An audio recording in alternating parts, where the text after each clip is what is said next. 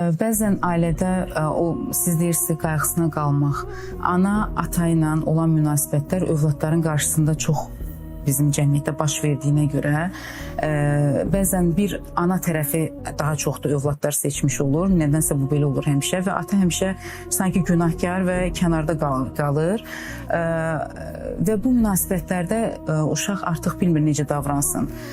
Ana haqlıdırmı, ata haqlıdırmı bu zaman keçəndən sonra, böyüyəndən sonra, artıq müəyyən bir yaşa çatandan sonra anlayır və artıq o zamanı itirmiş olur. Ünsiyyəti, o uşaq vaxtı bəlkə ata ilə daha yaxın münasibət qura bilərdi, amma qurmur, ayrılıqlar yaşanır və s. Burada bu ailə həmin o uşağın imtahanıdırmı?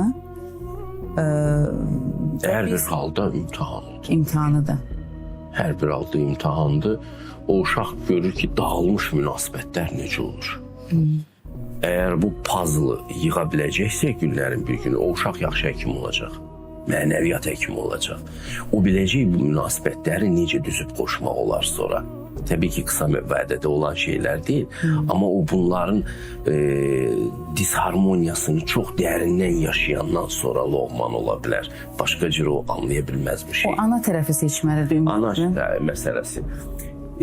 Müasir ailələrin problemi nədir? Vardırsa bir son 100 ildə, 150 ildə belə başlamış bir prosesdir. Qadının rolu başladı artmağa. Bəli. Hər kəs qadından danışmağı bir adətə çevirdi. Bu əziləndir, bu şeydir, bundan gəl danışaq. Cəfər Cabbarlı məsələn bütün əsərlərini qadın adı ilə adlandırdı. O elə belə deyil, o tamaşalara bütün Azərbaycanlar getdi. Bu bizim psixikamıza oturdu. Bəli. İlyas Əfəndiyevdə də kişi obrazları o qədər uğurlu alınmırdı. Qadın obrazları daha uğurlu alınırdı. Biz qadına çox diqqət eləməyə başladıq. Həm ədəbiyyat olaraq müqəddəsləşdirdik. Kişinin rolunu itirdik. Kişinin önəmli rolu var. Kişi çox ağır bir missiyanı daşıyır ailədə. Ana uşaq üçün ən xoş gələn şeyi daşıyır. Allahın mərhəmət və sevgi sifətidir. Ya mənim şabbana balam o dəqiqə açır qucağını, uşağa da bu xoşdur bütün hallarda.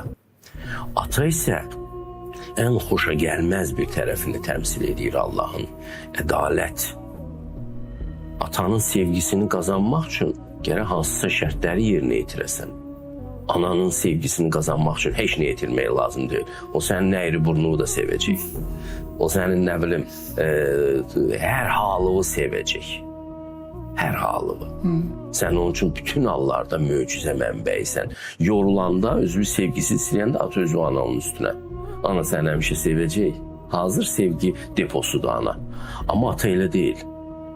Ata gözləyir ki, sən bir nailiyyət qazanasan, bir ovovlayasan, quş-quşlayasan. Qədimlik, Dədə Qorqud dili ilə desən. Yəni bir nailiyyətin olsun sənin. Ona görə atalarla evladların münasibətləri daha yaralı olur.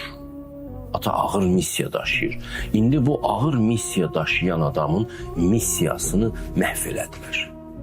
Qadına olan aşırı diqqət, qadın haqları, az qala qadını ailənin qurbanı elədilər. Heç birisi tarixə baxmadı ki, min illərdir kişilərin əksəriyyəti 35 yaşdan yuxarı yaşamayıbdır.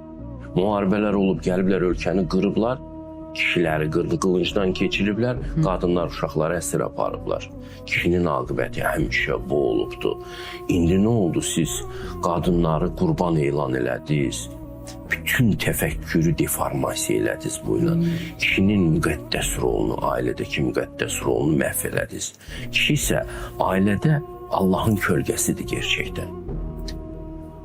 Ailədə kişiyə qarşı deyinmək, kişinin nüfuzunu salmaq, uşaqlara qadının daha önəmli olduğunu göstərmək bütün uşaqları bədbəxtdir. Qızlar da bədbəxtdir, oğlanlar da bədbəxtdir. Bir deyim var, deyirlər uşaq anadan yetim qalar. Bu inancı belə bizim cəmiyyətdə hal-hazırda. Oladılar. Yəni atanı itirmək olar, amma ana etdikdə... Normalda məsələ, bu qanunlar da dəyişdi, bilirsiniz. Hüquq da dəyişdi. Bu düşüncələrin arxasıca, hüquq həmişə sürünür də ictimai diskursların arxasıca. Biz məsələn belə elədik ki, boşananda uşaqlar qalır indi ana ilə. Əvvəllər ata ilə qalırdı. Bir çox şərq ölkələrində Hələ də boşananda uşaqlar ata ilə qalır. Peki atalar o məsuliyyəti hələ üzərlərinə götürməyə hazır deyirlər? Yox, bunu qanunda qoyanda atalar da başqa cür böyür. Oğlu da kişi kimi böyütmək lazımdır. O bunu bilməlidir ki, mən məsuliyyəti götürürəmsə, bu uşaqlar mənim məsuliyyətimdir.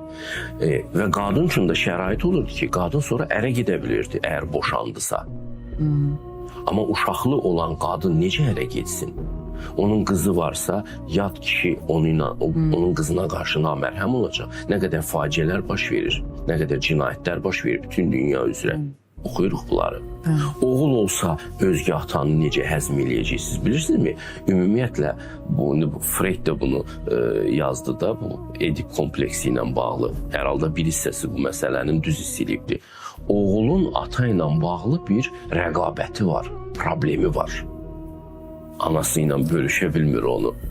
Hardasa belə bir psixoloji bir ilişki də var. Normaldır bu. Amma bu yad kişi ilə necə bu məsələni həll edəcək? Yeni bu bunun doğma atasıdır. O yad kişini heç vaxt sevməyəcək, onu ata kimi qəbul eləməyəcək. Ona görə də qaydası bunun bu idi. Təbii qaydası bu idi ki, uşaqlar ata ilə qalmalı idi. Quranda da bu göstərilir. Hətta deyir, məsələn, boşanırsınız, qadın hamilədirsə, gözləyin, qoy uşaq dünyaya gəlsin. O yetim qoymayın o uşağı. İndi tamam dünya, qadınsı bir dünyada yaşayırıq. Qadın yönümlü dünyada yaşayırıq. Ona görə ailə institutu hər tərəfdən sarsılmaqdadır.